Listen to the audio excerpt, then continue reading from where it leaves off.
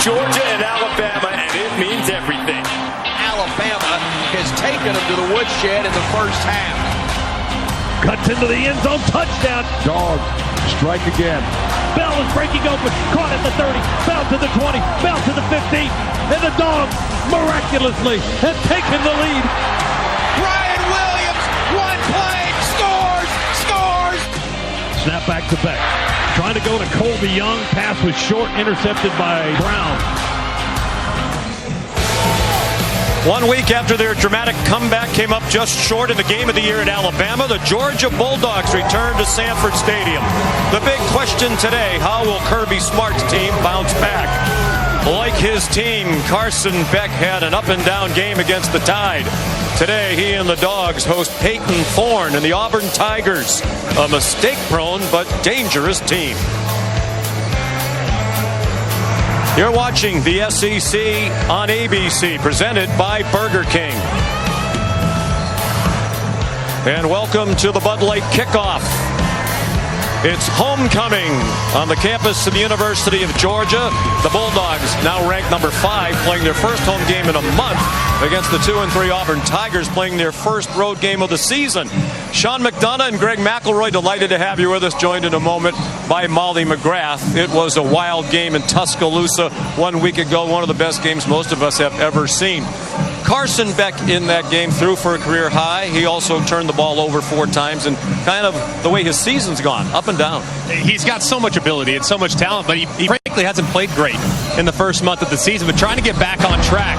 Early in the game, miscommunications, things that just weren't on the mark from an accuracy and decision-making standpoint, but he saved his best for last. The second half, and really the fourth quarter, he took the game over really through caution of the wind and was as accurate and as decisive as he's been all season long. He needs to carry that over because there have been times where he hasn't always trusted his receivers. He hasn't always cut it loose, and when he has, he's been a little inaccurate. But in the fourth quarter, 339 passing yards in the second half against a great defense. Maybe that's what he needed to kind of get his season going in the right direction. Georgia, Auburn, this should be quite a ball game. The Tigers have beaten 9th-ranked Georgia. Fire hoses are coming in. Get away from me, man. Cam Newton unflappable. A miracle in the air. Bring this passion back. Every drive, every play, every opponent.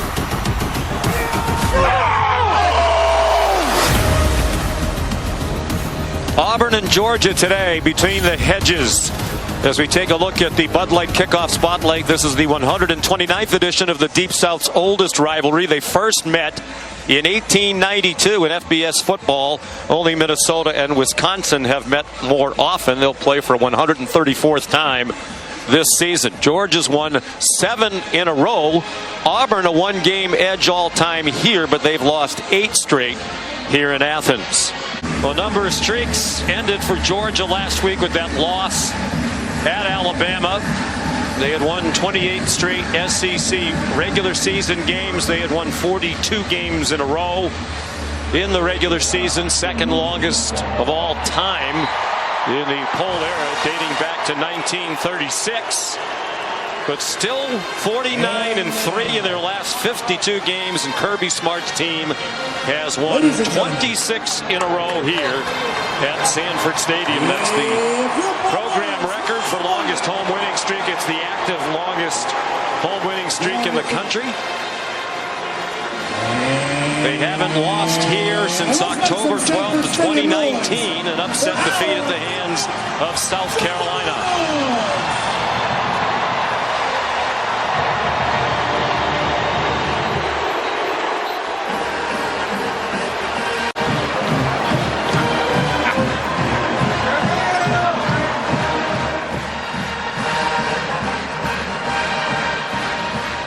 On a warm day between the hedges, the temperature as we approach kickoff is 84 degrees.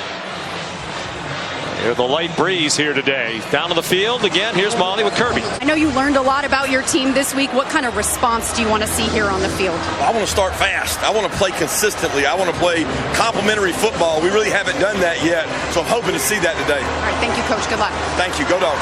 And that was not just the case last week. The slow starts when they went down 21-0 at the end of the first quarter and 28-0 in the second. They've trailed in the first quarter of each of their last 8 SEC games dating back to last season. Peyton Thorne will get the ball first. Transfer from Michigan State, where he spent 3 years. 2 of them as the starter, and he's in his second year now at Auburn, and has been the starter for the most part since he arrived on the Plains. He did lose his starting job earlier this year to Hank Brown after a 4-interception performance in a close loss to Cal. And it does feel like since that benching, Peyton Thorne's played with an increased level of urgency. Really looked good coming on in relief there in the second half against Arkansas. Carried that over to a good performance last week, albeit with one massive mistake there at the very end that ultimately resulted in the loss. But they're confident in Peyton Thorne, believe his best football's in front of him. Some last words of advice from Hugh Freeze, who is the play caller, with plenty of help from Derek Nix, the offensive coordinator, and the quarterback coach Ken Austin. Peyton Woodring will kick off, and Jeremiah Cobb is back deep for Auburn.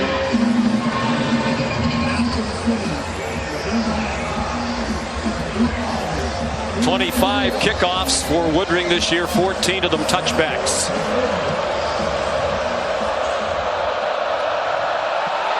And this rivalry game is underway. It's returnable for Cobb from the 2. And Auburn will start at the 24-yard line. Kirby Smart called Jarquez Hunter the best running back in the Southeastern Conference. He goes out into the pass pattern, and Thorne is taken down immediately by Ty Ingram Dawkins, who's become more and more of a factor as Michael Williams has battled injury up front. And just an odd start to the game for Auburn offensively. It's almost as if left tackle Percy Lewis thought that Peyton Thorne was going to roll to his right. He looks straight to the sideline with his palms up, and it results in a big first sack. Some routes that weren't run correctly. 3rd down and 12. 4 receivers to Thorne's left. A quick hitter to Damari Alston. And he fights for the first down. Bounced off the hit by the freshman K.J. Bolden, just shy of the markers, and got 13 to extend the possession. Michael Williams is on the field. He's number 13 at the left end of the Georgia defensive line. He goes after Thorne. Thorne bounces outside him. That is out of bounds, way short of the first down, chased out by Jalen Walker. So they converted a 3rd and 12, not a 3rd down and 10. And Auburn will punt. These are 2 of the very best punting units in the country. Well, last week at Tuscaloosa, really a down and up game for Carson Beck. The 50 attempts, 439 yards passing, all career highs, were the 3 interceptions as well. So for the year, 63%. That's down more than 9% from his record-setting completion percentage last year. They had not, as a team, turned the ball over through the first 3 games, and then Beck committed 4, including a lost fumble. He also took a safety for intentional grounding in the end zone. And Georgia will go quickly. Last year they led the country 55%. Averaged under 6 yards to go. This year 33%, more than 7 yards to go, and they don't convert this one. The catch by Dylan Bell, but right there was Jay Crawford to make the tackle, part of a young secondary for the Tigers. He's a true freshman. That is a heck of a play by Crawford there. Shallow cross running away with Dylan Bell.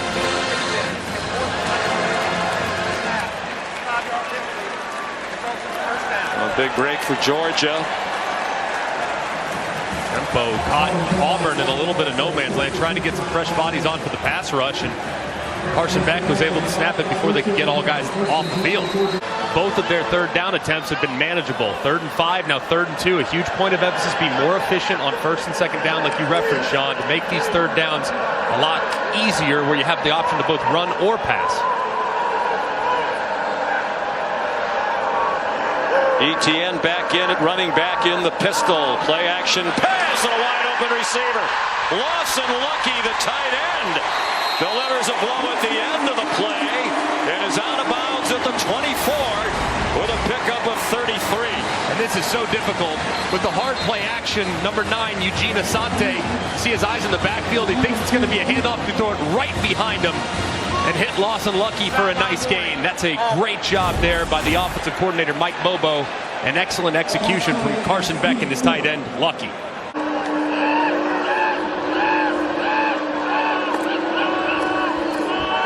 Another play fake to ETN. Back shoulder throw, and it's broken up. Intended for Colby Young, the Miami transfer. Kensley, Ludor, Faustin had the coverage. That throw is just a little off the mark from Carson Beck. Just tight coverage, tries to throw a back shoulder, but unfortunately throws Colby Young a little bit too far upfield, which allows the defender to stay tight and for the ball to be difficult to reel in. 3rd down and 3. Georgia lined up quickly. Auburn showing a pressure look right there. You see how tight those safeties are, 5-6 yards off the ball. So Carson Beck takes a picture, looks back. Now let's see if they have a type of blitz adjustment to take advantage of the aggressive defense.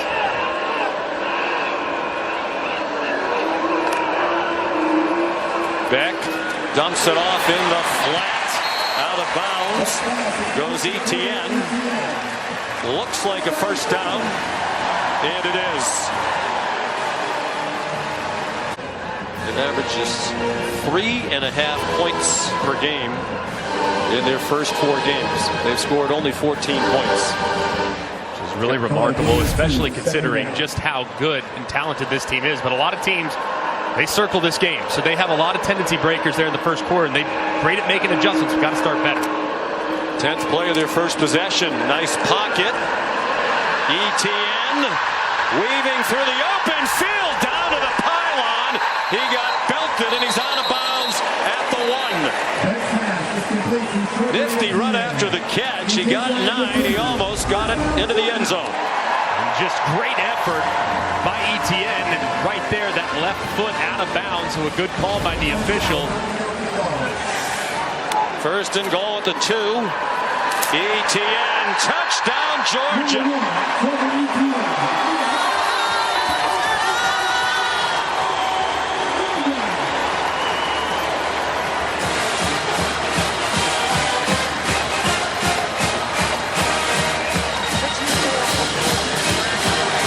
Kirby Smart got the fast start that he was hoping for. First points in the first quarter of this season against an FBS opponent. All 14 of the previous points came in their rout at Tennessee Tech. SEC on ABC is presented by Burger King. You rule. 129th meeting back in 1982. The only time Herschel Walker and Bo Jackson were on the field together in a college football game. The top-ranked Bulldogs hung on to win 19-14. They claimed the SEC championship in the process. Herschel Walker ran for 177 to go over 5,000 yards for his career. He went on to win the Heisman Trophy that year.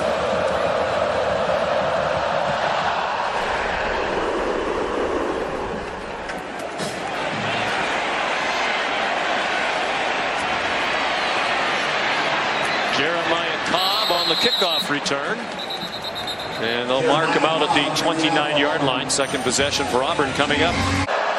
Peyton Thorne at quarterback. Jarquez Hunter is the running back. They faked it to Hunter. They fling it out wide to Robert Lewis. Transfer from Georgia State. Jonel Aguero was there to take him across the boundary. 3rd down and 3. The Dogs crowd the line of scrimmage. Thorne being chased, lofts it up, caught! Beautiful throw on the move and under duress. DeAndre Lambert-Smith with the catch. It was Damon Wilson who was in hot pursuit on the heels of Thorne. Man, this was big time by Peyton Thorne. Little fadeaway jumper up and over the top. Just perfectly thrown. Avoids the contact as well. I mean, you cannot drop it in the bucket any better than that. So just a terrific start for Peyton Thorne. Played in a lot of games, a lot of road games. He's 23. It's his 42nd collegiate start. 26th of them at Michigan State. Second-year starter here at Auburn. Gain of 23. Look out! He ducks under the sack but did not get away. Ingram Dawkins again for Georgia. This is now 2 times on the left side where it looks like Percy Lewis, number 73, is late on the snap. You're on the road, it's difficult, but that line is sliding completely from left to right. Lewis doesn't slide fast enough. Ingram Dawkins shoots right through the hole and drops Peyton Thorne for another big first down sack. The left side of the offensive line has to play better moving forward. This defensive line will feast. Georgia defense playing without the veteran Smile Munden, senior linebacker. 28 career starts, not in action today with a foot injury.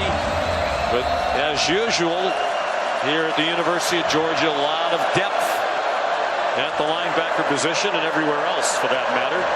2nd and 17 after the sack.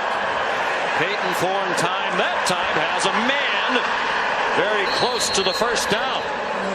DeAndre Lambert-Smith again in his first year after 4 at Penn State.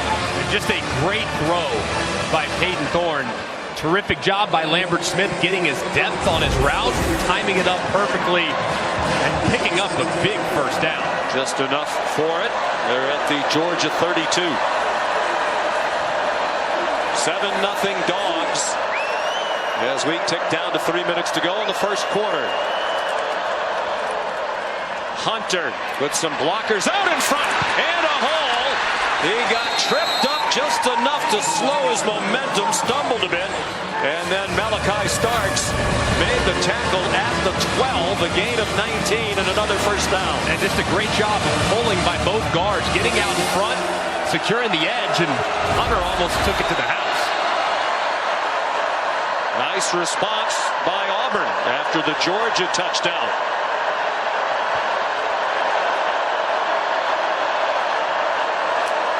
Out of the gun, the fake handoff to Hunter, back shoulder throw, goes through the hands of Cam Coleman. Another reason why they're much better at wide receiver than a year ago. He's one of the top freshman receivers in the country. Just goes to show you how much they like this young man, trusting him.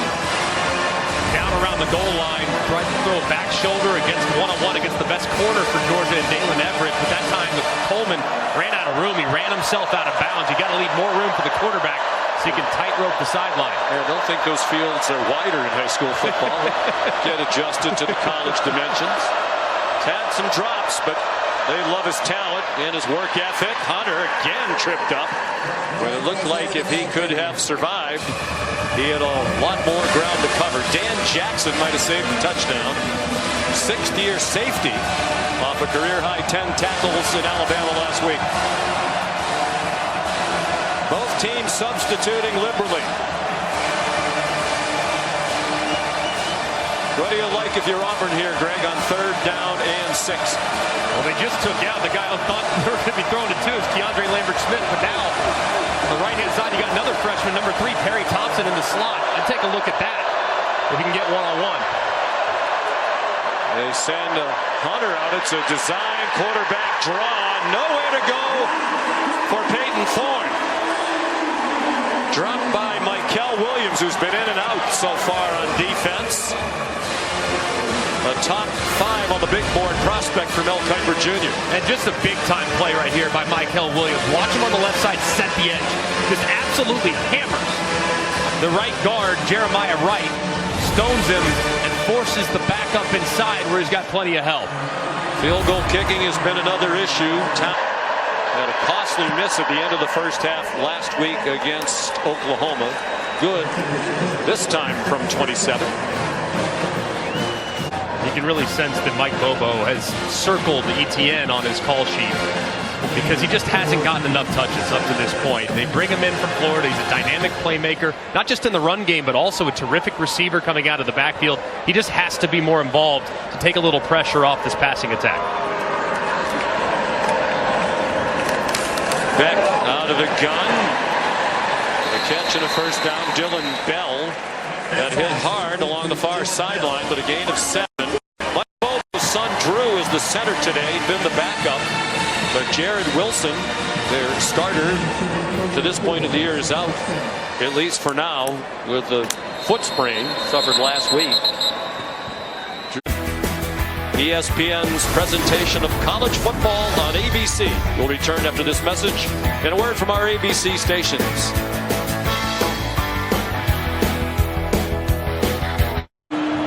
That's code for if we don't keep turning it over. Hugh Freeze in his second year. They're 8-10. They believe the future's bright. They're recruiting very well. Wide open is Colby Young, and he's across midfield. Beck on target out of the gate today, 8 out of 9. And he has completed passes to 6 different receivers. I would look in the direction of Lovett. Lovett's been a guy that's been very, very good. Their most targeted guy on third down. He's lined up at the top in what appears to be man coverage. And again, just 4 yards to go on third down. More manageable than they faced for a lot of this season. Beck stepped up in trouble and swung down by Keldrick Falk.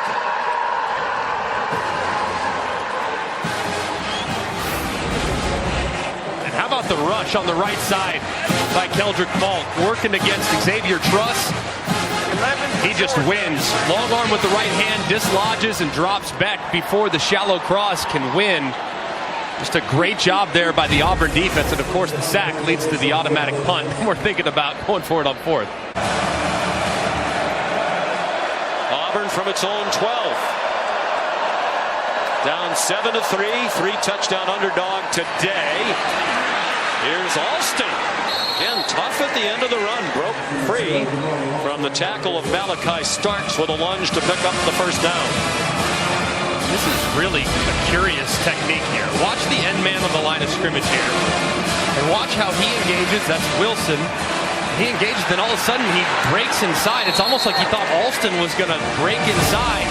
Instead he bounces to the outside and they lose contain.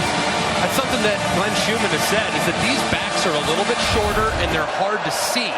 So we can't guess. In that particular case, end man on the line of scrimmage guess, and it leads to a big play. Alston just 5'9". Hunter listed at 5'10". Ford running for his life and runs out of bounds, chased by David Wilson. No turnovers today. Can they convert a third down and 5? Damari Alston, the running back. Ford running out of time, tries to zing one. It was caught. Was he in bounds? Rivaldo Fairweather, the tight end, apparently he was. They're going to give him the catch at the 39 for 11 yards and a first down. Let's see if the left knee is down. Is it in bounds? That left foot is. Auburn's going to go fast. Yeah, that was a heck of an effort. Play stands. Alston again. Another tough run. Jeremiah Wright, the guard, came out to try to help him at the end. Alston. The hard-earned yard. Damon Wilson up in the linebacker spot. And another third down and short. Third down and 3. So far, Auburn done a pretty good job getting the ball out a little bit quickly on their third and long. But here, third and 3, you can lean towards the run. Identify the defenders. How many are in the box? If there's a light box, you can run and pick this up. Quarterback run's also your friend, but if you want to throw it, you're going to look in the direction of Rivaldo Fairweather. He's number 13. He's their tight end, and he's their most dynamic weapon on third down. He was their leading receiver last year, not so with the improved wide receiver core. There's a flag down. Play is whistled dead. Before the snap, false start, offense, number 73. 5-yard penalty, third down. That's a killer. 3rd and 8 now. It's Percy Lewis, transfer from Mississippi State. That's just brutal here. Tough start to the game for Percy Lewis. A couple sacks given up. This time, clearly having a difficult time with communication. He's clearly not been on the same page as his guard a couple times, which resulted in sacks. That time he leans early and makes the third down a lot more difficult. If Mount Everest flinches, it's going to get noticed. So now 3rd down and 8. 8.5 to go till halftime.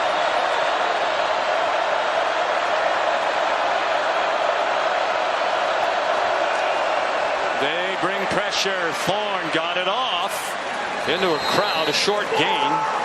Keandre Lambert-Smith about 3 yards short, 3.5.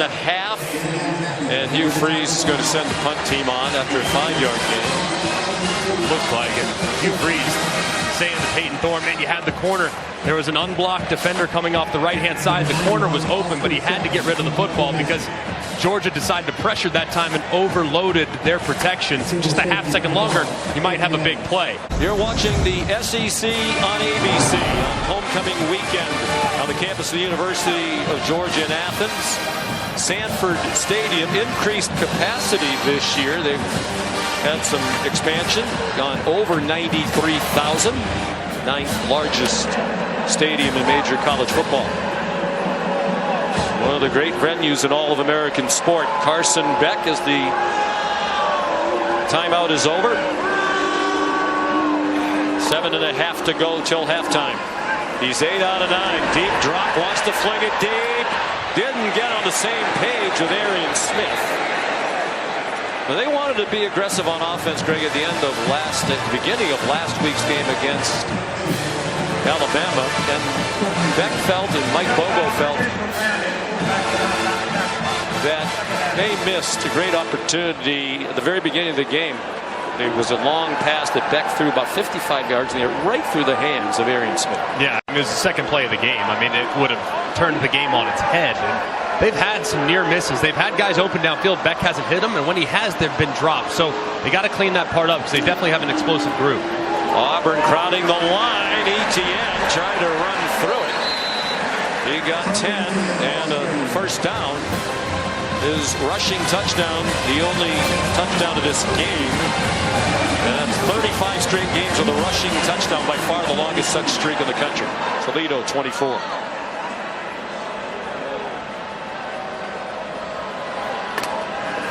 Then Jurasik, the transfer from Stanford, was the motion man. Dominic Lovett knocked down right on the catch by Eugene Asante. Excellent dime. When we asked Carson Beck yesterday who stands out on the defense for Auburn, he said number 9. He delivered a big hit to Carson Beck last year. Little trickery.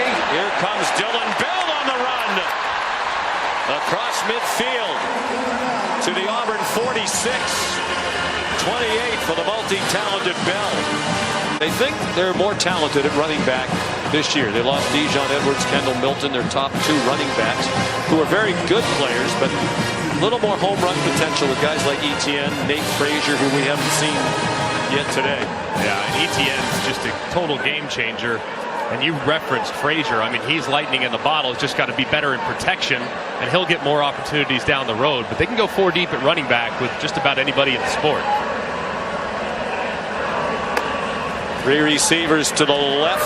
Branson Robinson, good bounce to the outside, stumbled forward and did not quite get to the line to gain. It'll be 3rd down and 1 as we go under 5 minutes to go till the half, and Georgia leading 7-3.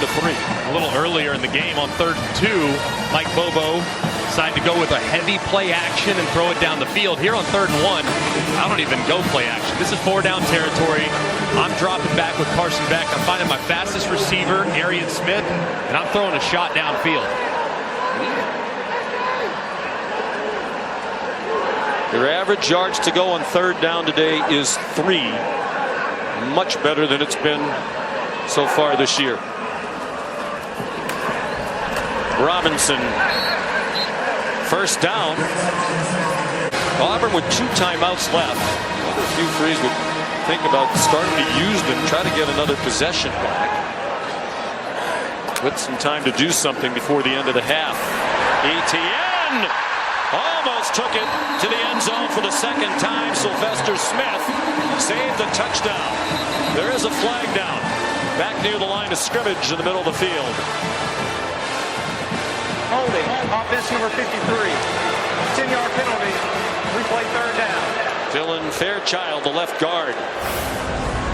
There was a lot of room. He's working right here on the interior. A lot of room there to the outside. It looked like as the linebacker, Asante, I believe, was trying to work to the outside. There he is. You see the left arm of number 53 grabbing the jersey. Might have been Austin Keys as well. A single-digit Auburn linebacker working from right to left. It's a big penalty. Now you're 3rd and long. First Georgia penalty. Came from the spot of the foul. 15-yard infraction. Beck steps up into traffic and gets dumped by Keldrick Falk. And to me, Greg, if you're Auburn, you should be using a timeout right now. Absolutely. And this is a bad job right here, man. 3-man rush. And the center, and I know he's in for the injured Jared Wilson. Drew Bobo just gets beat right up the middle. But a 3-man rush working against 5 offensive linemen, that just can't happen. They're lined up as if to go for it on 4th down. And a 2-minute timeout is going to stop it. Will they actually go for 4th down and 13? We'll find out when we come back. 7-3, Dogs.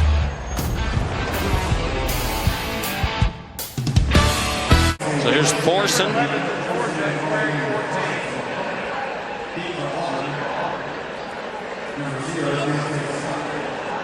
Keontae Scott back deep. Georgia, the only team in the country that did not allow a single punt to return last year. They punted only 32 times. This year, there's been 1 attempted punt returned against them. That was Ryan Williams of Alabama last week. This one down beautifully inside the 5 by Dominic Lovett. Last week, that punt return went for -4. It is a spirited rivalry. Not just because it goes back a long way. We talked to players and coaches yesterday. They all talked about what a heated rivalry game this is. Stats pretty even. Time of possession almost dead even. Auburn up against it from its own 3-yard line. Minute 52 to go. They have 2 timeouts. Georgia has 3. Feels like Auburn needs at least 1 first down here to get out of the hole. Not perhaps have to punt. Neither team has turned it over. Critical that Auburn be sound with the football here. Thorne has a man trying to run under it, and he airmailed Cam Coleman. With Daniel Harris running in coverage. That looked promising for Auburn for a moment when Thorne had time in the end zone. Yeah, and just off the mark there. I mean, it looked like Coleman was breaking to the inside. Thorne threw it to the outside, so not sure who was right, but that's happened before where they haven't been on the same page. But here, you would think that Auburn probably got to try to convert this 3rd down. I would say hand it off. I don't agree because with the 3 timeouts, Georgia has enough time. No doubt. So your best chance of getting the first down is throw the ball. Yes. Georgia's going to have enough time whether you throw an incompletion or not. So much for that theory. Now timeout by Georgia for sure. To the 8-yard line went Hunter for a gain of 4. They could use a good one from Oscar Chapman. He's averaged just 36.5 on his first 2 punts for the year, averaging better than 46 yards per punt. Not a good one. Short and tumbling again. Caught on the run by Anthony Evans, and a good tackle at the 50-yard line by the long snapper Reed Hughes. 44-yard punt. Actually was pretty good by Chapman. Both of these teams covered punts. Matter of fact, there are 3 teams in the country that had negative punt return yardage against them for the year. These 2 in Ohio State. How about the offense against FBS opponents in the first half for Georgia? Just 2 touchdowns. I mean, they played good teams. Clemson, Kentucky, Alabama, and now Auburn. Kirby Smart thinks they've already played some of the best defenses they'll play all year. But they expected better. Etienne, the running back.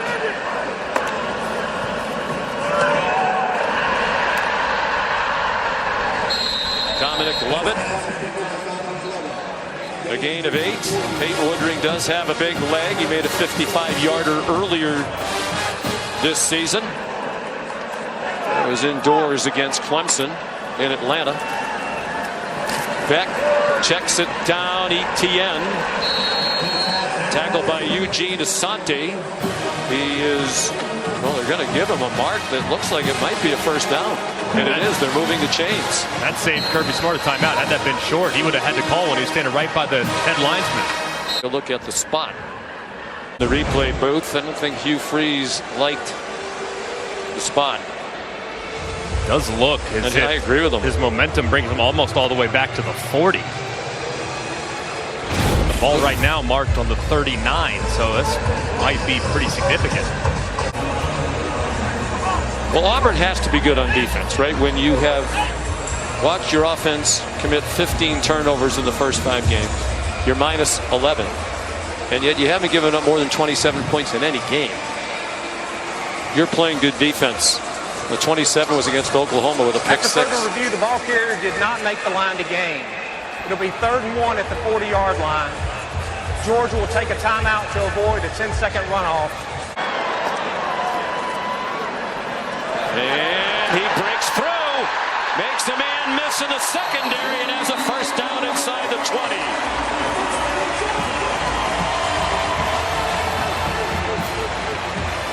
23 yards. They're going to save the last timeout. The clock stopped to move the chains. They're at the 17, 1st and 10.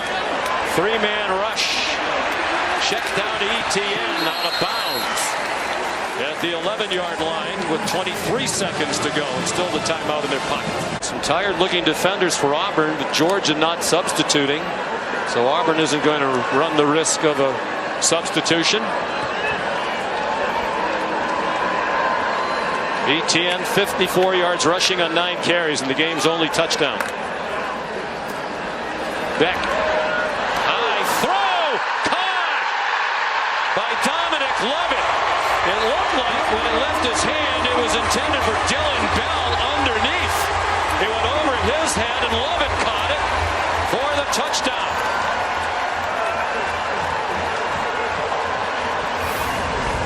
Wow. I mean, it does look like he's trying to work Bell on the underneath. Lovett looks like he's running a little bit of a return. Bell lets it go. Lovett says, look what I found. Makes a guy miss and converts for the touchdown. Sometimes maybe it's a little better lucky than good. And that's one there, Sean, where when they ask you the next day, hey, who are you throwing it to? You don't give them a real clear answer. Absolutely not. Peyton Woodring makes the extra point. Now made all 86 PATs in his career. So Dominic Lovett in the right place at the right time. Well, certainly Bell thought it was for him. He put his hands up to try to catch it. Well, then he took him down at the last minute, so who knows? But for Lovett, it's his 2nd receiving touchdown of the year, and a big difference maker in this game very late in the half. That was big time, too, especially knowing that they'll get possession to start the second half, so a possibility to go 2 for 1. Hugh Freeze's defense hung in there a long time here in the first half without allowing guys a lot of space, and that time it appeared like it was a slightly broken play. Results in a touchdown for the Dogs. Much better numbers against Auburn today than the first half last week against Alabama. Of course, he exploded.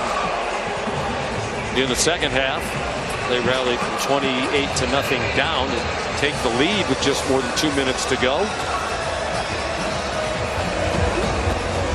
Georgia's 38-1 at home and leading at the half under Kirby Smart. Their only loss back in his first season, 2016, to Tennessee.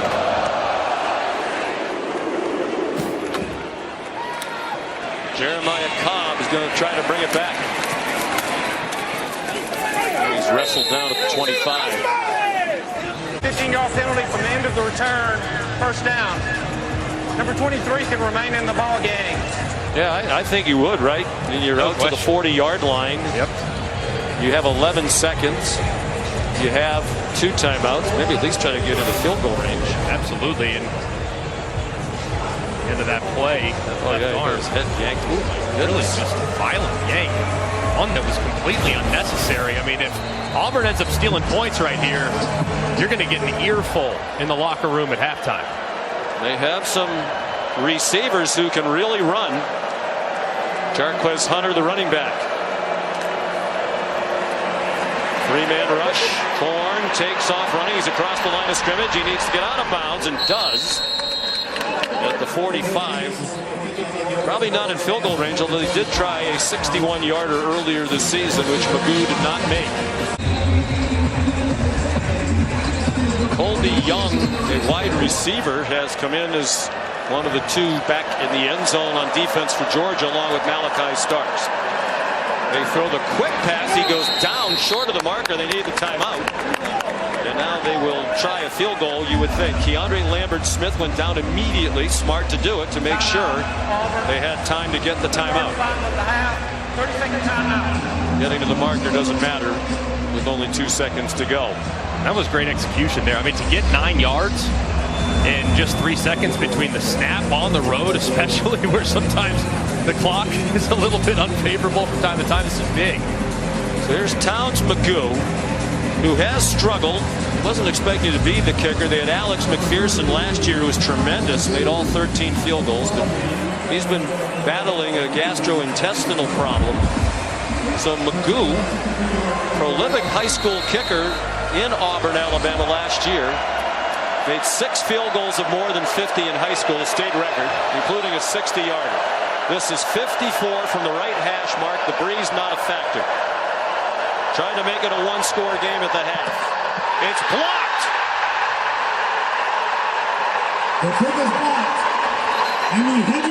We believe Dan Jackson blocked it. The former walk-on who said he felt like he was fully a part of the team when he earned his way on special teams and blocked a punt against Arkansas here back in 2021. Now he's blocked a field goal too. Snap was good, but from 54 yards clearly drives it really low, which allows Jackson to knock it down. What another big special teams play. Here's Molly. Coach, what's your reaction to that blocked field goal right there to end the half? Well, it's about time. We had gone an entire year without blocking a field goal, and we take a lot of pride in that. So I'm really happy for the work we put into that to get that. We talked about fast starts. What are your thoughts on the offensive performance in the first half? Good and bad, hot and cold. I feel like we can run the ball better than we are. We've had 2 runs that almost broke out. They should be explosives. It's hot, and both teams are reeling a little bit. Thanks, Coach. Thank you. That is the end of the first half. The score, Georgia 14 and Auburn 3. We'll send you to the studio for the State Farm halftime report after this message and a word from our ABC stations.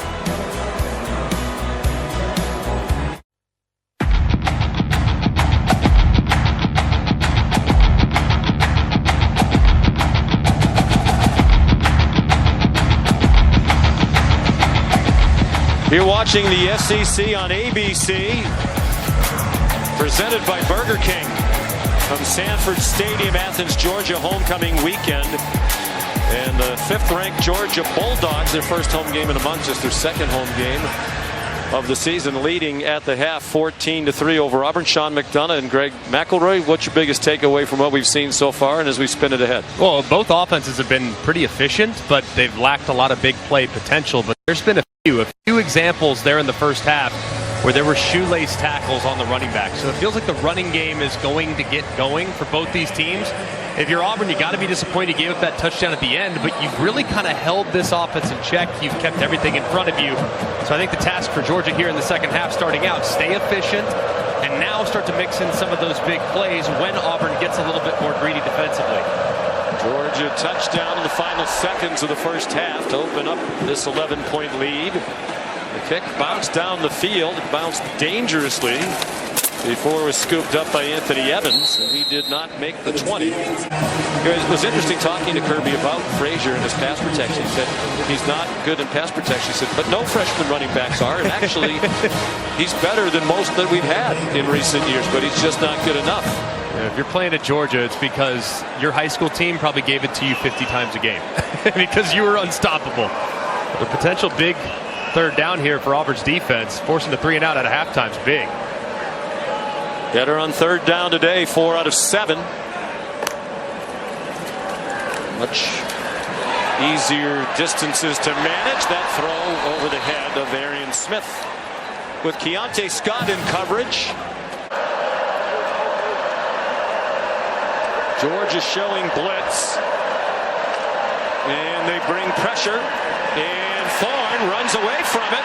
Now he has a lot of running room, trying to pick up a block that he did not get, and that cost him the first down. Julian Humphrey chopped him down with a 61-yard run against the Dogs last year, the longest of his career. Made something out of nothing there. Design quarterback run off the fake to Hunter. Well done. Good call by Hugh Freeze. And Thorne, 2 times the team captain in his 2 years at Auburn. He was twice the team captain at Michigan State. Looking like he wanted to fling it deep. Now he has running room again. This time he gets a block from a wide receiver from Malcolm Simmons. And he has a first down with an 11-yard gain. Hoping for a score here to get right back in the game. Make it a 1-score game. A long handoff. Gave it to Hunter. They did not get him down. Touchdown. Jarquez Hunter. After Jonel Aguero whiffed on the near sideline. 38 yards. And it's a game in Athens. And this is so well blocked. I want you to watch 14 Robert Lewis coming from the right to his left. Secures the edge. It's a great job. And then number 86, Luke Deal, hurt a little earlier.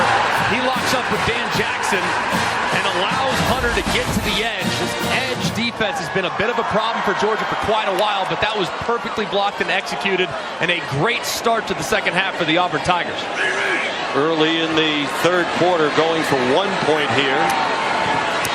And Magoo adds it. That's the longest run of the season for Auburn, a 38-yard touchdown run by the senior from Philadelphia, Mississippi, Jarquez Hunter. Bulldogs talked yesterday about how hard he is to bring down, and that was on display right there. That would be crazy if I like he the could bench that. numbers. I was up there with Larry Allen. Here's Nate Frazier. Tough run and an 11-yard gain for the freshman. Caleb Harris at the end of the run got him on the grass. Surprised Georgia didn't snap the ball. Nate Frazier in trouble trying to turn the corner. Managed to turn it into a gain, taken down by Keldrick Falk, who had both sacks for Auburn in the first half. 8 minutes to go, third quarter. Number 5 Georgia in a real tussle in the 129th edition of the Deep South's oldest rivalry. Frazier ahead. Based on where the far side official is running in from, I don't think he got there. He did not. And no, he takes the snap from center. It has the first down. It was Landon Humphreys 16, not 15 Beck. And looks like he had the first down. He did. The line judge Chris Snug is signaling to move the chains.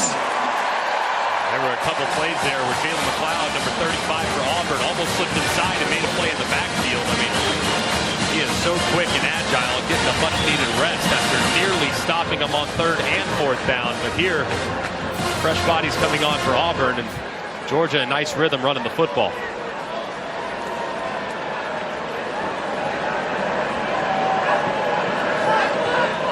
Trevor Etienne, the running back now.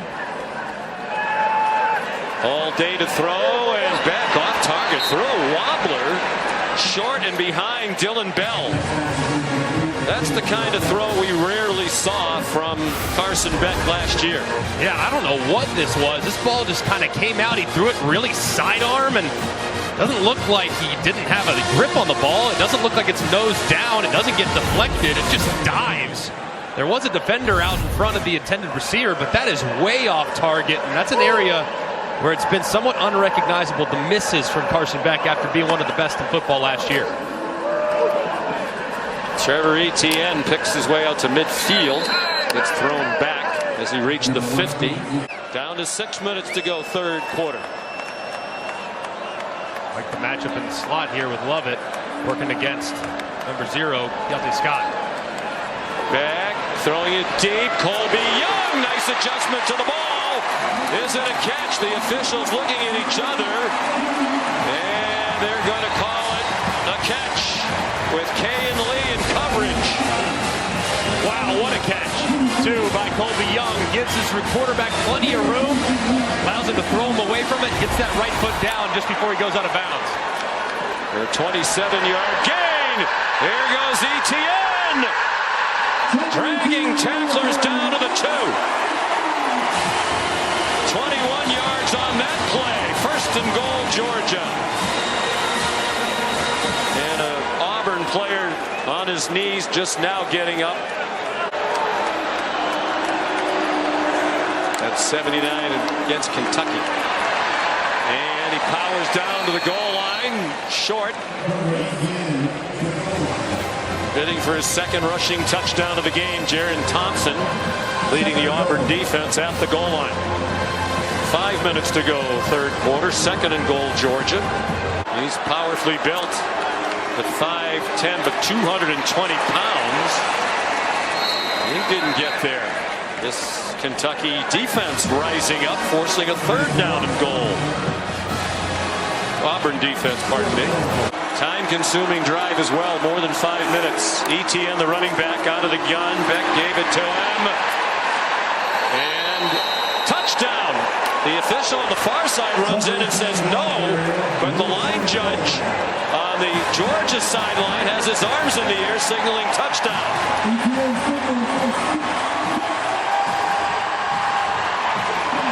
Well, they're going to have to talk about that. The far side official ran in saying short. The line judge said touchdown. Touchdown.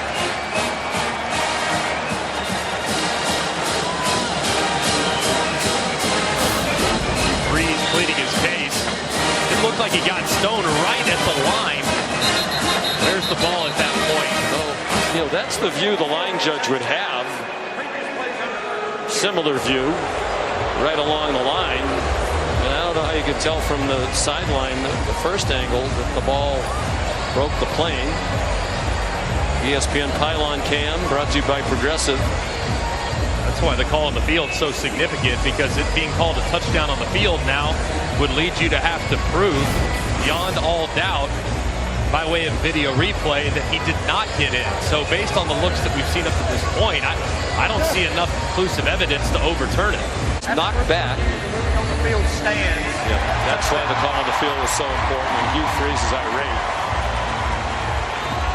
Because it looked like when he actually hit the ground with the ball was just short, but he actually got knocked back a little bit, right, which would lead to a conclusion that at some point the ball was over the goal line. But I don't think there was conclusive proof either way. That's why it was phrased stands. They marched down the field and scored a touchdown on their last possession. 6 plays, all runs. The score from 38 by Hunter. He catches a ball out wide. And again, they're struggling to tackle him. Took 3 to throw him down across the sideline. Here's Molly. Now 8 out of 11 passing for 96. He has taken care of the ball all day. Pressure coming. He rolls away from it. Has bought himself a lot of time.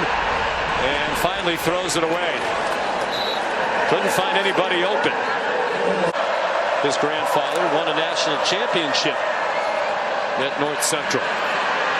Malcolm Simmons, part of that talented freshman receiver class. They fake the inside handoff, and he's going down. In the arms of Chaz Chambliss, his first sack of the season. And this is just a perfectly timed twist on the right side. You'll see Chambliss work upfield briefly, and he gets the right guard and the right tackle to run into himself. Deal doesn't even see him. He tries to put his arm out, but just can't do it quickly enough before Chambliss arrives at his quarterback. Just a really well-executed game on the front by the Dogs. Xavion Miller, the right tackle, is out of the game. Dylan Wade's moved to right tackle, and Braden Joyner in at his left guard spot. First play, fourth quarter. Jarquez Hunter, a tough run. Excuse me, minute 20 to go. I thought that was the third quarter. I was thinking so much about Burger King and having a burger. Look at you. We were on the floor. I'm so hungry. I thought we were at least to the fourth quarter by now. We'll get you one on the way to the airport here. Third long, tough situation. Georgia's played with really just a three-man rush most of the day. Maybe this is the time here where Glenn Schumann decides to ramp up the pressure, play man behind it, and see if he can't get home. And it's third down and 8 for Hunter. Not past the initial down marker, but the one they need to gain is the 45-yard line. And the crowd making it difficult. The pressure picked up. The ball is caught, but it's short of the first down. Malcolm Simmons, the freshman from Montgomery, Alabama, the catch. Not much decision here. Going for it. Two-score game, still plenty of time. Still, I mean, feeling as though this thing could slip away with a massive down here. They don't have to snap it here if Hugh Freeze wants a little more time to think about this. I probably would. This could be the game, so analytics supporting the decision. I try to dial up the best possible play call here on 4th and 2, and that's likely going to be putting it in the hands of Jarquez Hunter.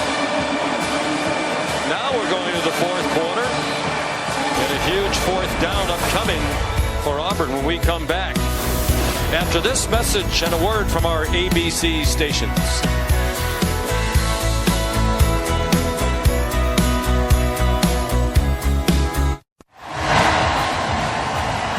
To the fourth quarter we go here in Athens, Georgia. 21-10. Georgia has the lead. Auburn football, they're going to go for it on fourth and about 1.5 yards just across their own 43-yard line. I like the decision. Analytics supports it as well. I feel like here, 4th and short, you got to give it to Jarquez Hunter. He's your best player, number 27, the running back. Feed him, and he will get you where you need to go.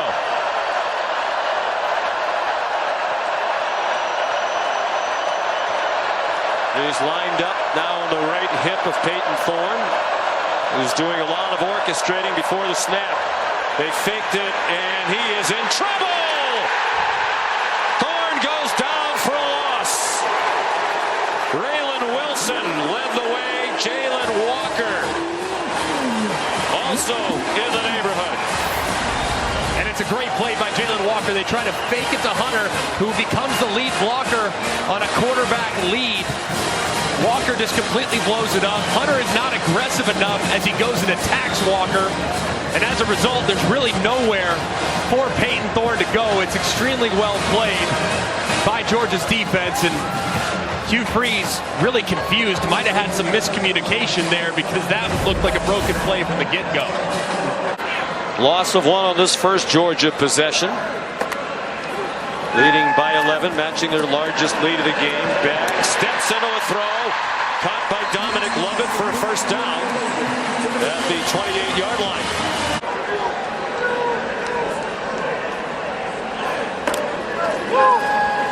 Pump fake, Beck winds up going back in the direction of Cash Jones. Breaks a tackle and weaves down near the 10-yard line. There's a flag back behind the line of scrimmage.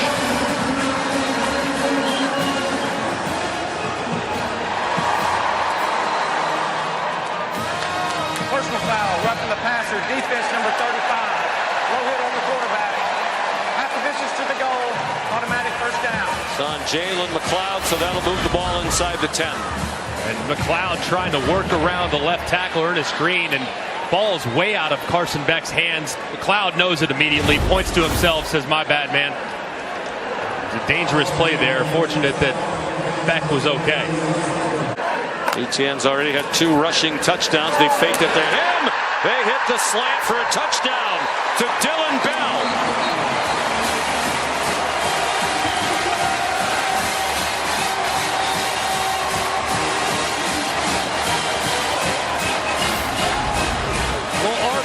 A perfect throw, and the defender break inside. The throw is exactly on time off the quick play action, and it's a great decision. When you get that one-on-one, you can pull the trigger, but you got to give your receivers time to get open.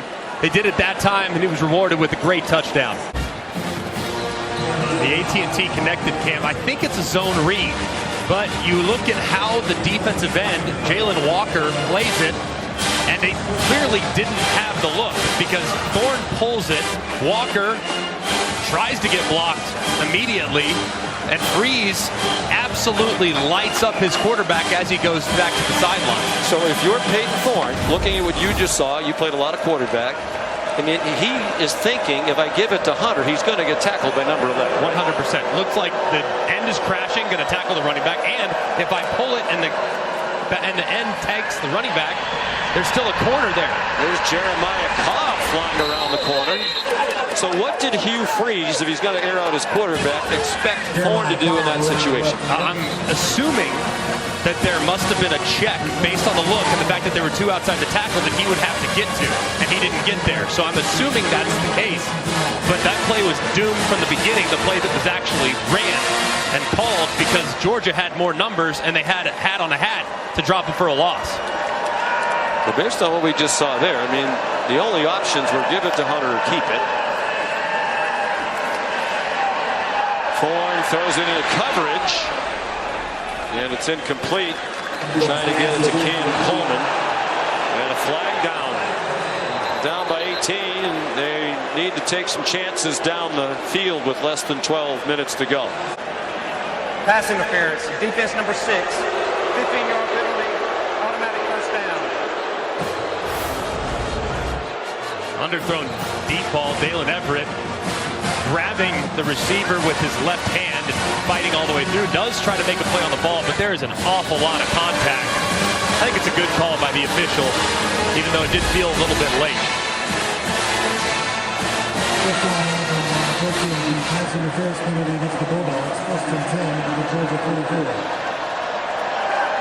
Amari Alston, the running back now for Auburn.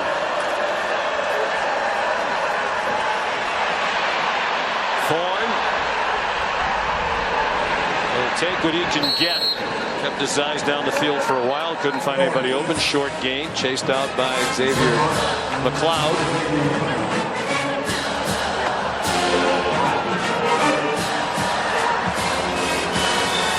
A couple weeks ago, there was a lot of attention given to the fact that many observers of Auburn football thought Hugh Freeze had thrown Peyton Thorne under the bus with a statement along the lines of, well, we need to go out and find somebody who's not going to throw it to the other team all the time. He kind of drew that back.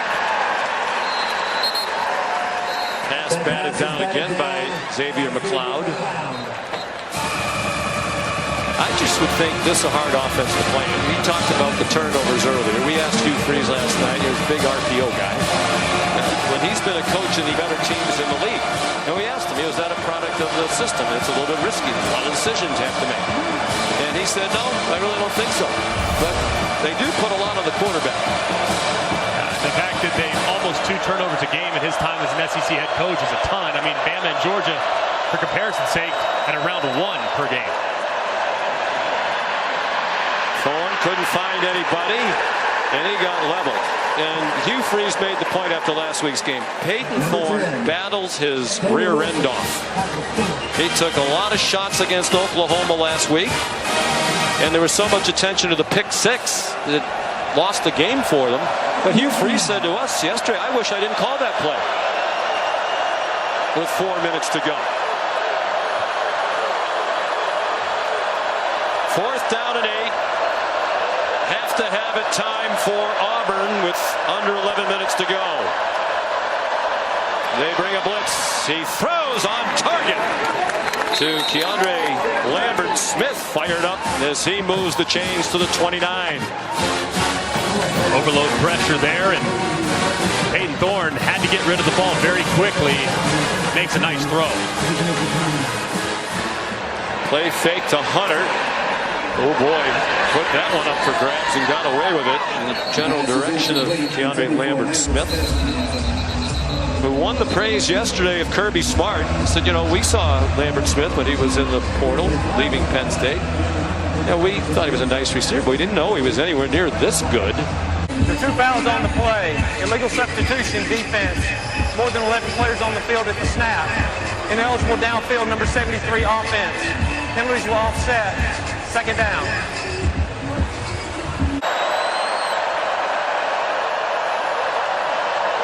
Bulldogs have not lost back-to-back regular season games since 2016, Kirby Smart's first year. Open receiver, and it's incomplete. Malcolm Simmons had a step on the defense and couldn't take it in. Jonel Aguero rallied back to the ball. And he clearly loses it as Aguero closes, but man, it's right in your hands. I know that Peyton Thorne gets a lot of blame, but that's one that the receiver absolutely has to reel in. Simmons, terrific athlete from Montgomery, 3 times state high jump champ, twice the long jump champ. Officially 2 Auburn drops today. That's one that easily could have been caught. Catch made short of the first down by Lambert-Smith. He fights to get close to the marker, and there's a flag down at the end of the play. He got 9. Caught 126 balls in 4 years at Penn State. They're going to probably look at this. I mean, this was a big collision from Chaz Chambliss that was converging on Lambert-Smith as he was fighting for more yards. Flag was thrown right around there, so big collision, and potentially, if for whatever reason Lambert-Smith was down, this could potentially be targeting. Personal foul, targeting defense, number 32. The previous play is under further review.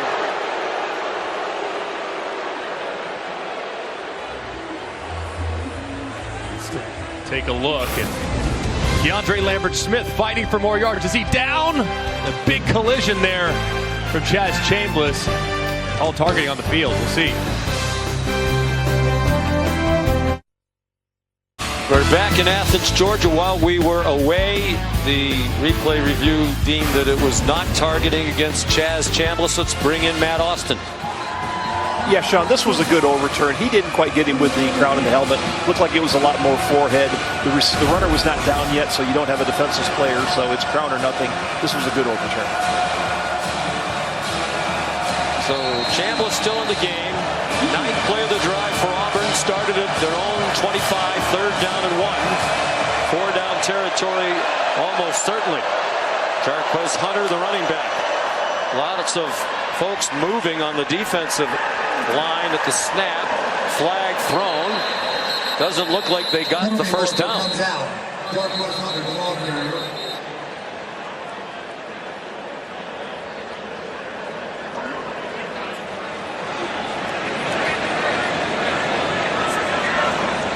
Personal foul, hands to the face, defense number 32.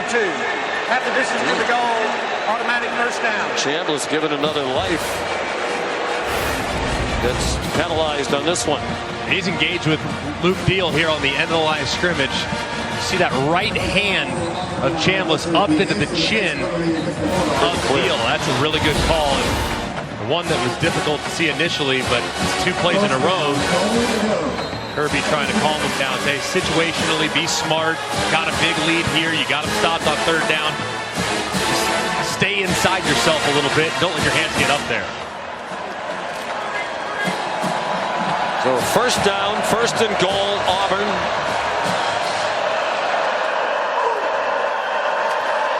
Hunter, the running back. Thorne gave it to him, and no gain. Malachi Starks first there. Nazir Stackhouse helped as well. The clock goes under 9 minutes to go.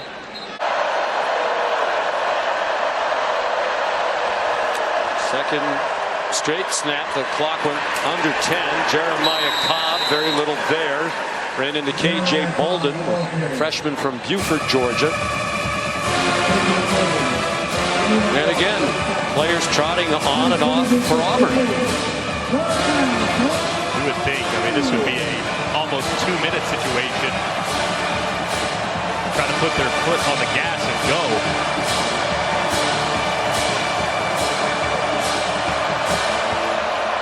Third down and goal. Just inside the 9.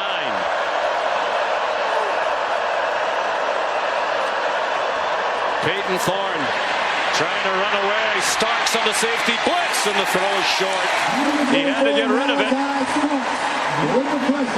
Starks was right on his tail.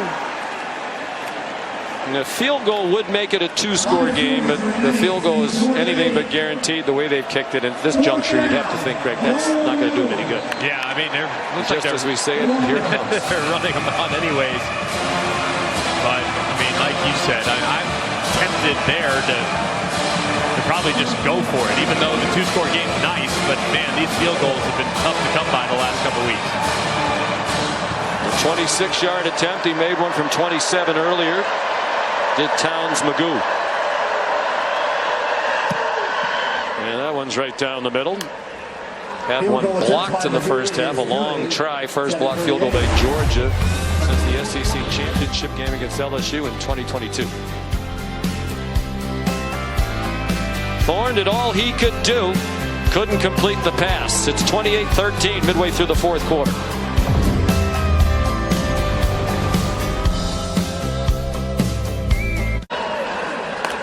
Carson Beck flagged down on the snap. Beck for Lawson Lucky, and he couldn't come down with it. Athletic tight end across midfield, double covered by Kayan Lee and Caleb Harris. There is a flag thrown at the line. I think they're going to get a legal shift. Illegal motion, number 5, offense. Player went into motion from the line of scrimmage. 5-yard penalty, first down. Anthony Evans called for the penalty. Third down and 9. They fake a quick pass in one direction, throw it back to Etienne, and he battles close to the first down. He's just short. According to the official on the near side, DeMarcus Riddick missed the tackle. Georgia's lining up as if they're going to go for this 4th and 1. Auburn's got an injured player. They do. They weren't even bothering to line up because they knew Falk, who's had 6 tackles, 2 sacks today, was down on his knees. Hindsight being 2020, he made it, no problems whatsoever. So, well, the reason for the roar you hear is they are showing a Vanderbilt touchdown on the big screen to our left. And Kirby Smart, you can see he's waving at his team and the fans to calm down. He wants to focus on the field.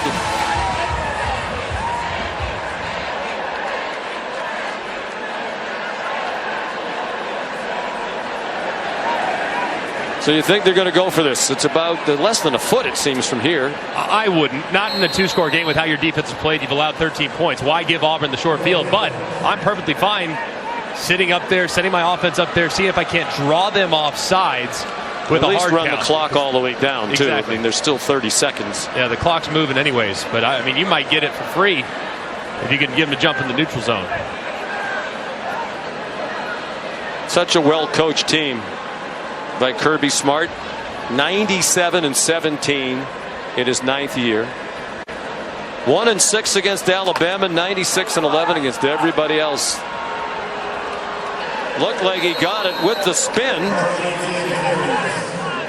And these two officials running from the sideline are going to make sure they're both on the same page. It is a first down. Here's Kevin Nagandi. We trust you in a critical down and distance that you're going to get the job done. And Etienne rolled forward to barely pick it up. They come after Beck. He tries to hit Oscar Delp, the tight end. The throw's a little short. DeMarcus Riddick put pressure on Carson Beck. He's thrown for exactly 200 yards so far today and 2 touchdowns. Now this is interesting. I mean, I don't really like throwing it there. And I remember back to the Kentucky game, they put the ball in Carson Beck's hands. And he created a big play for him, and they ultimately were able to put that game on ice. But man, you got Auburn on their heels. They've been able to run the ball pretty well here in the second half. Well, I don't love putting in the air right there, especially after a few plays ago, your quarterback threw it into double coverage. See what the play call is on 3rd down and 10. Cash Jones, the running back, he went out in the left flat. Back on target. London Humphreys, the Vanderbilt transfer, probably looked up at that screen with interest when they played the Vandy highlight. 25 yards and a first down. And just a great job by Carson Beck. There's movement in the pocket, and then there's movement when you know you're going to get hit. Center gets beat.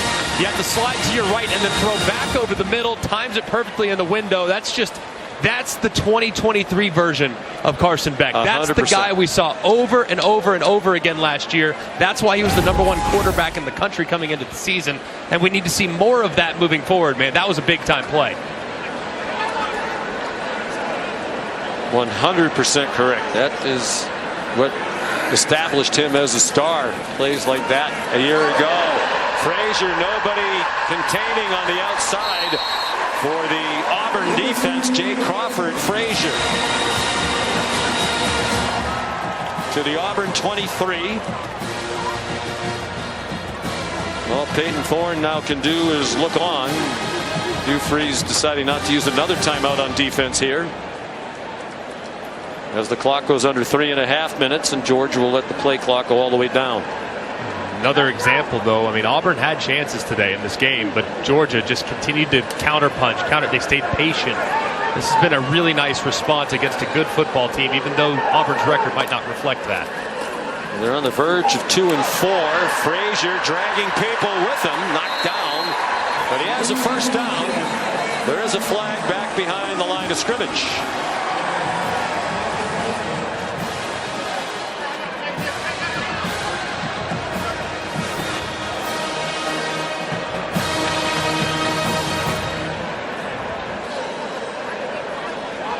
There was a big old lineman running downfield. He cleaned up the pile pretty good, and there's a flag over there. Fouls on the play.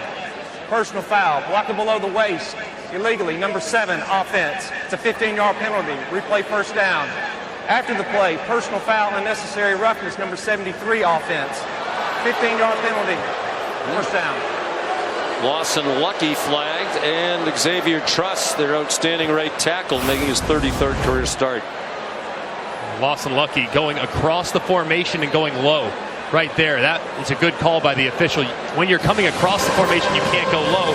And then here's big Xavier Truss cleaning up the pile, but my goodness, it was late and really unnecessary. I mean, you have Auburn completely on your heels. You're in enforcer mode. And Xavier Truss is playing a lot of football. There's really no need to do that there at the end of the game. He comes out. I love linemen that are hustling and playing all the way through the whistle, but that was a step beyond where you need to go, and really just kind of a dumb play, frankly.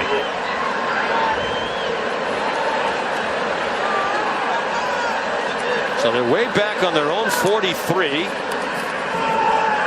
Frazier again.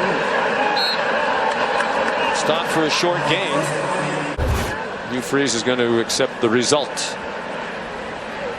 You got to be really thrilled if you're Kirby Smart with the response. And Hugh Freeze, this would be another example in which you can go back and put the tape on. Guys, we had a drop pass here. We had a drop pass here. We had a miscommunication, a bad decision made in the pre-snap on a 4th and 2. This game could have looked very different very quickly. London Humphreys the catch. Kane Lee the tackle. And we're at the 2-minute timeout. 15-yard gain. Solid performance by Beck. 23 out of 29 for 240, 2 touchdowns, no turnovers.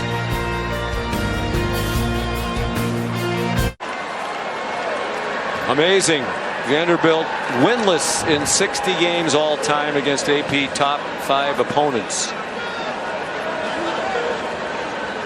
And that is the longest such streak against top 5 opponents in the 9-decade history of the AP poll era.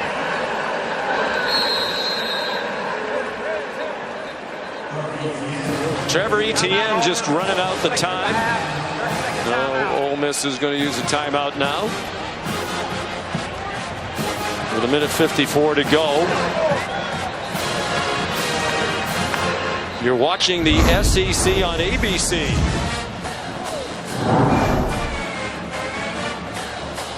Well, this is one hurdle that Georgia will get over, but boy, is the schedule tough going forward. Particularly road games at Texas and at Ole Miss, which had a very nice bounce back win at South Carolina today. The last report leading big against the Gamecocks. And they have Tennessee, number 4, to deal with as well.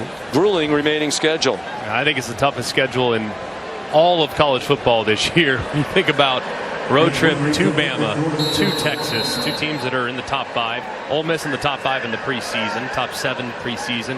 And Tennessee with how good they've gotten. It's an absolute gauntlet for Kirby Smart. Peyton Woodring, a 47-yard try. That's another area in which George is rock solid. What a kicker he is. He's made all 7 in this his sophomore season. He's now 28 for 32 in his career, kicking field goals for Georgia.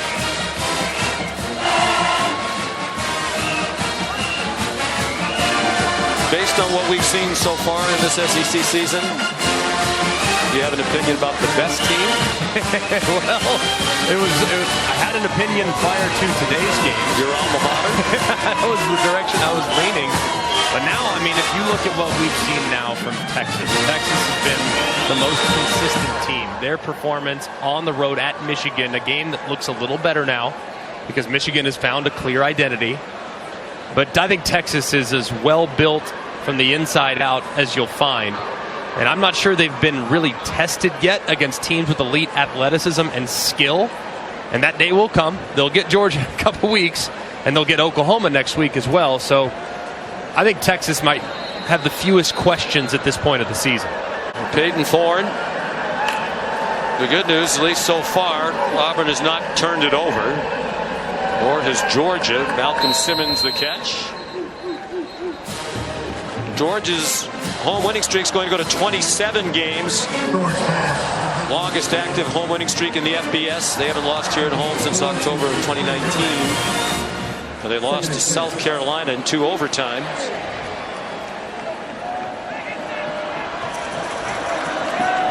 It'll be 8 straight wins over Auburn in this rivalry.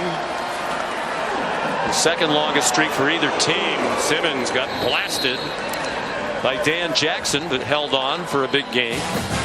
When you were in college at Cuse, the Harvard of Central New York, did you train for a lot of Ironman competitions? Not that involved athletics. DeAndre Lambert-Smith the catch to the 30-yard line. Dan Jackson was great to talk to yesterday, wasn't he? 2 years a walk-on, scout team, no action. It was that 3rd year when he blocked the punt against Arkansas. He said, you know what, I belong. He's in his 6th year now. We asked him yesterday, well, they obviously put you on scholarship, right? He said, no. He said, I don't need it now with NIL. I have enough money to cover it. There's the block punt here in 2021. He said he still can hear the roar. Couldn't believe how loud the crowd was. Had a chance to go to Air Force, Mercer, but really no other major opportunities. And today, the block field goal. Just leaving his body on the line, too. And an interesting kid, man. I mean, look, in the era in which it's about NIL and transfer portal and playing time, and I got to get this, and I need mine, I got to get that. There's nothing wrong with that at all, but it's cool to see players like Dan Jackson, still a walk-on, embracing the place, leaning into being a student at Georgia and having a terrific experience that includes a couple national championship victories. His older brother Sam came through Georgia, went to dental school, going to practice dentist like their dad, dentistry. The younger brother Will is a student here, the one who just did all the running and biking and swimming. Get tired just thinking about that. So that was about 14 hours. Peyton Thorne, incomplete. Down to 1:20 to go, trying to get it to Malcolm Simmons. Intended for Malcolm Simmons.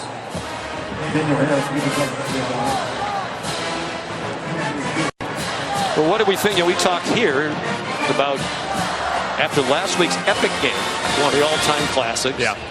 Many calling one of the great games, maybe the best game in SEC history, at least in recent memory that we can remember. How would Georgia bounce back? Solid performance here today, but Alabama might have been the one greatly affected by what happened last week. Yeah, based on what we've seen up to this point, that certainly seems to be the case. Thorne to the end zone. There's Dan Jackson in the right place. Intended for Perry Thompson, another one of those freshman wide receivers. Looked like Perry had a bit of a step early, and Dan Jackson was able to close the gap, and the ball is just a little underthrown. Jackson gets away with what could have potentially been called a pass interference. But we love Dan, so we'll say that was a really, really good call. Said to him yesterday, you've been here 6 years, you have to have a degree by now, don't you? He said, absolutely, in agribusiness. Not sure what he wants to do when he gets out of here after his 6 years. 3rd down and 10, Auburn. And that pass a little bit behind the intended receiver, Rivaldo Fairweather. I have a feeling Mr. McElroy will have that one on as soon as we're finished with the final minute 10 here. Last call for Peyton Thorne, who escapes, throws on the run, low throw. Did he catch it? Thorne's pass is incomplete. No, it's incomplete.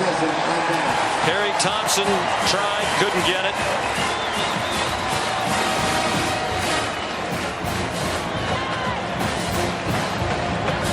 And Auburn turns it over on downs. How'd you evaluate Peyton Thorne today? Some good, some bad. I mean, I think the 4th down, I don't know what the call would have been there. I don't know what it was supposed to be, what the options are to get out of that play, but whatever play they ran was a disastrous decision. I think he's made some great plays. He's had a couple balls that were dropped in the end zone on well-thrown footballs. He's not turning the football over. I think he escaped a few times with his legs. I thought he played fine. It just, to beat a team like Georgia, you need a Herculean effort from your quarterback. He just didn't quite get that. Well, I hope somebody asked Hugh Freeze after the game what that was supposed to be. Because I think it's a really bad look, lighting up your quarterback like that when you look at the replay and you wonder, well, what was he supposed to do? I'm guessing there's some type of adjustment that could have been had because the play they ran had no chance at all, just given the numbers. Some of that has to be on the play caller, does it not? Well, the quarterback has freedom to get to whatever they got to or get out of whatever they were in. Quarterback bears responsibility as well. But I don't know what the circumstances were. All I know is it was a terribly executed play. Well, they think the future's bright. They had one top 10 recruiting class in the most recent cycle, and Hugh Freeze, by most reports, and his staff of the top 5 recruiting class so far with an eye toward the next recruiting cycle. Those two men are friends. And the frustration continues for Auburn. Did not turn it over at all today. Here's Molly. Carson, you told us last week's loss heightened the focus and hunger of this team. How did that translate to the field for you in this game? Yeah, I mean, I thought our team's focus coming in on Monday, the preparation throughout the week was unbelievable. I mean, you could see that heightened sense of focus from the second that we came in, and we came out and executed on both sides of the ball, I thought, and I think that preparation really helped us in the game. With about 5 minutes to go, your offense converted a 4th down. What kind of statement did you guys make with that decision? Yeah, I mean, in that point of the game, you get a 1st down. I mean, you're starting to get close to where the time's going to start running out, make them start using their timeouts. You get that 4th down, I mean, the game's almost over. It's not over, but, it really builds that momentum. It's a big momentum shift in our favor. I mean, great call by, Coach Smart to go for it. I don't know if he would usually do that, but felt it in the spur of the moment. And, I mean, the O-line got it done, running back when it got it. I know it's been a tough week for you guys, but this was a well-rounded win with a blocked field goal, your defense with their own 4th down stop, your offense firing, no mistakes from you. What did you learn about this group this week through this adversity? Yeah, I mean, when you're, multifaceted in every single area of the game, special teams, offense, defense, and you're firing on all cylinders, I mean, it makes it, I don't want to say easy. Obviously, you have to come out here. You're playing a really good SEC opponent with a good defense that has had some really tight games this year. I mean, we expected a lot out of them. They showed heart, but we were able to get it done on both offense and defensive side of the ball, which is really good for us and a really big win. Before I let you go, I have to let you know that Alabama's struggling against Villanova right now. What's your quick reaction to that? I mean, we're focused on this game. They kept putting up on the TV, and all our fans are cheering. We're like, lock in, man. Like, just focus on this. We're sitting here playing this game, trying to win. But, it is what it is. I mean, I don't know the score. I haven't watched it all, but yeah, it is what it is. All right, congrats on the win. Thanks, Carson. Thank you. Guys. So Georgia wins at home again. Don't forget, coming up tonight at 7:30. Tennessee's at Arkansas. Now for Greg McElroy, Molly McGrath, our terrific crew led by Phil Dean and Scott Johnson. Sean McDonough saying so long from Athens, Georgia. Etienne a couple of touchdowns running. Sharkbuzz Hunter got them back in the game. But at the end of the day, Uga prevails. We'll send you back to the studio.